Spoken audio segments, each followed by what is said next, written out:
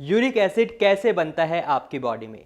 नमस्कार, आपका स्वागत है भारत होम्योपैथी के यूट्यूब चैनल पर। आज हम बात करने वाले हैं यूरिक एसिड के बारे में कि यूरिक एसिड आपकी बॉडी में कैसे बनता है, यूरिक एसिड बनने के पीछे क्या कारण है और यूरिक एसिड बनने पर आपको कैसे लक्षण दिखाई देते हैं। साथ ही हम जानेंगे इसके इलाज के बारे में। अगर आपका यूरिक एसिड लेवल बढ़ चुका है तो उसे ठीक कैसे किया जा सकता है। तो सबसे पहले जान लेते हैं यूरिक एसिड होता क्या है। बेसिकली यूरिक एसिड एक मेटाबॉलिक प्रोडक्ट है या यूं कहें एक वेस्ट प्रोडक्ट है जिसे आपकी किडनी सही से फिल्टर नहीं कर पाती और ये आपके शरीर में जमा हो जाता है। अब ये आपके शरीर में जमा कहां से होता है, ये आपके शरीर में आता कहां से है, ये सवाल खुद ब खुद बन जाता है। तो इस सवाल का जवाब है आपके खाने से आपके शरीर में यूरिक एसिड बनता है। जो भी आप खाना खाते हैं जिसमें हाई प्रोटीन होता है वो हाई प्रोटीन आपके शरीर में प्यूरिन बनता है। तो इस प्रोसेस के थ्रू आपका प्यूरिन यूरिक एसिड में बदल जाता है और ये यूरिक एसिड आपकी बॉडी में जमा होने लग जाता है जब आपकी किडनी सही से फंक्शन नहीं कर पाती। जब आपकी किडनी सही से फंक्शन कर रही होती है तो ये यूरिक एसिड बाहर निकल जाता है। अब आपको कैसे पता चलेगा कि आपकी बॉडी में यूरिक एसिड कितना है और इसकी क्या नॉर्मल रेंज है। तो सबसे जरूरी हो जाता है इसकी नॉर्मल रेंज को जानना।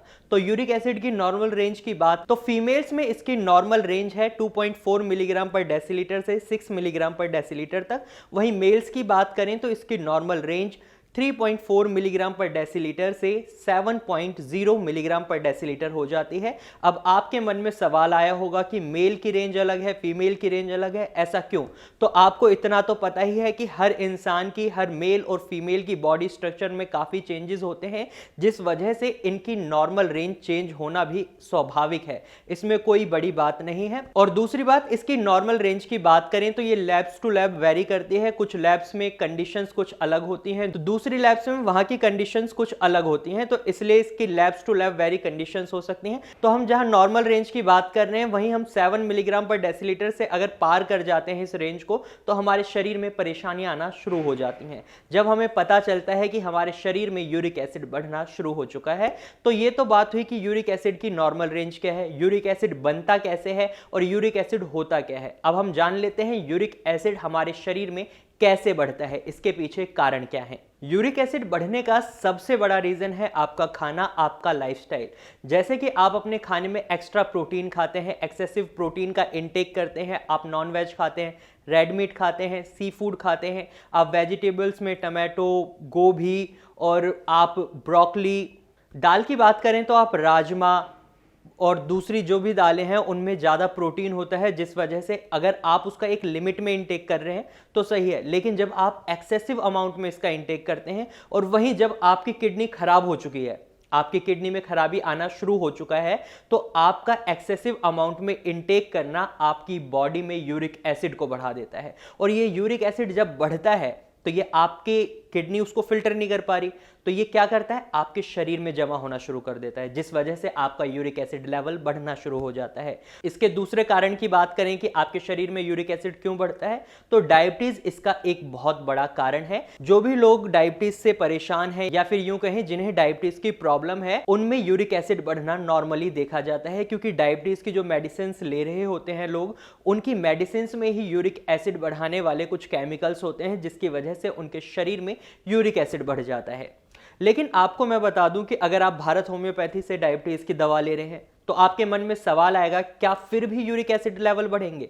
तो मैं आपको बता दूं ऐसा बिल्कुल भी नहीं होगा क्योंकि हमारा जो काम होता है, हमारे डॉक्टर्स जो दवाई आपको देते हैं वो आपके रूट कॉज को देखते हैं, आपकी बीमारी के रूट कॉज को देखते हैं, उसको देखकर वो दवाई दी जाती है। आपकी बीमारी को जड़ से खत्म करने के लिए वो दवाइयां दी जाती हैं, ना कि इसलिए कि आपके शरीर में कोई और बीमारी बन जाए। तो आप इसलिए इस चीज से सुनिश्चित रहें और चिंता ना करें कि भारत होम्योपैथी से अगर आप डायबिटीज की दवाई लेते हैं तो आपका यूरिक एसिड लेवल बढ़ जाएगा, क्योंकि हमारा सबसे पहला मकसद यही होता है कि हम आपको स्वस्थ करें, ना कि आपको बीमार करें।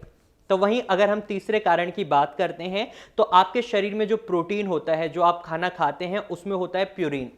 अब जब आप प्यूरिन का इंटेक ज्यादा मात्रा में कर लेते हैं तो भी आपके शरीर में यूरिक एसिड लेवल बढ़ जाता है। सबसे बड़ा कारण प्यूरिन ही होता है आपके शरीर में यूरिक एसिड बढ़ाने के लिए। अगर आप प्यूरिन का एक्सेसिव अमाउंट में इंटेक करते हैं, प्यूरिन एक तरह का प्रोटीन ही होता है जिसे आप एक्सेसिव अमाउंट में खाते हैं, तो ये आपके शरीर में यूरिक एसिड के लेवल को बढ़ा देता है। चौथा कारण है मोटापा। मोटापा होने के कारण भी कई लोगों में यूरिक एसिड बढ़ जाता है। भारत होम्योपैथी में कई ऐसे पेशेंट्स आते हैं जिनका यूरिक एसिड लेवल इसी वजह से बढ़ा होता है कि वो सिर्फ और सिर्फ मोटे हैं। ऐसा नहीं है कि मोटे होने से ही सिर्फ उनका यूरिक एसिड लेवल बढ़ा है, क्योंकि अगर आपको नॉर्मली भी अगर आप देखेंगे एक मोटे इंसान के अंदर उसका इम्यूनिटी सिस्टम वीक हो जाता है, उसके शरीर में कई सारी परेशानियां शुरू हो जाती हैं जिस वजह से उनका यूरिक एसिड लेवल बढ़ना शुरू हो जाता है। वहीं अगर हम बात करें उनका यूरिक एसिड लेवल बढ़ रहा है तो वहीं मैं आपको बता दूं उनकी किडनी में भी कहीं ना कहीं प्रॉब्लम आना शुरू हो चुका होता है, जिस वजह से उनका यूरिक एसिड लेवल बढ़ता हुआ हमें देखने को मिलता है। वहीं एक्सेसिव एक्सरसाइज करना भी आपके यूरिक एसिड लेवल को बढ़ा सकता है।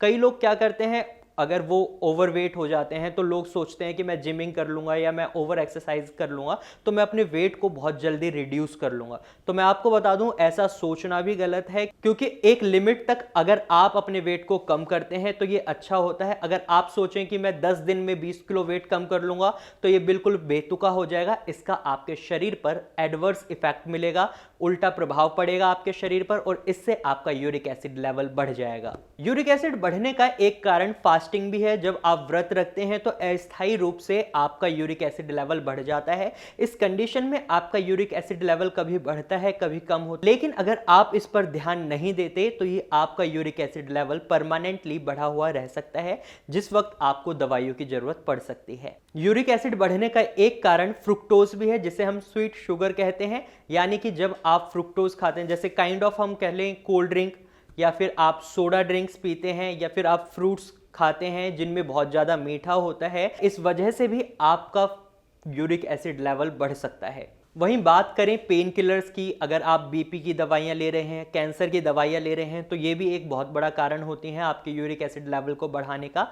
तो अगर आप ये सभी चीज़ें कर रहे हैं, बट देखिए सपोज अगर आपको कैंसर है तो आपको दवाइयां लेनी ही पड़ेंगी, लेकिन तो उसमें हमें क्या करना होता है, यूरिक एसिड लेवल को कम करने के लिए कुछ और दवाइयां शामिल करनी होती हैं। वहीं पेन किलर्स की बात करें तो हमें कोशिश करनी चाहिए कि हम पेन किलर्स को कम से कम खाएं, और पेन किलर्स हम जब ही खाएं जब डॉक्टर्स हमें एडवाइस करें। कई बार क्या होता है, लोग अपनी मर्जी से पेन किलर्स को खाना शुरू कर देते हैं। इसका साफ साफ मतलब है कि आप पेन किलर्स को एक्सेसिवली ना खाएं। अगर आपको बहुत ज्यादा रिक्वायरमेंट है तभी खाएं, या वरना फिर आप डॉक्टर की सलाह के बाद ही पेन किलर्स का इंटेक करें। ये तो मैंने आपको बता दिया कि यूरिक एसिड होता क्या है, इसके बनने के पीछे कारण क्या होते हैं, ये हमारी बॉडी में बनता कैसे है।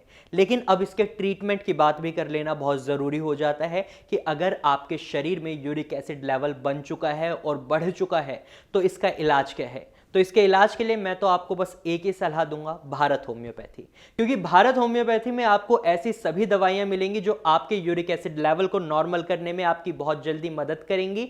तो साथ में जो मैंने आपको कारण बताए हैं कि ये कारण है, इस वजह से आपका यूरिक एसिड लेवल बढ़ता है, अगर आप इन कारणों पर भी गौर करेंगे और इनके इंटेक को कम करेंगे तो भी आपका यूरिक एसिड लेवल कम होना शुरू हो जाएगा। साथ में आपको दवाइयों की जरूरत होगी, जिसके लिए आप भारत होम्योपैथी को चुन सकते हैं, क्योंकि भारत होम्योपैथी में आपको आपके मानसिक और शारीरिक विकास को देखते हुए दवाइयां दी जाती हैं जिनका कोई भी साइड इफेक्ट नहीं होता।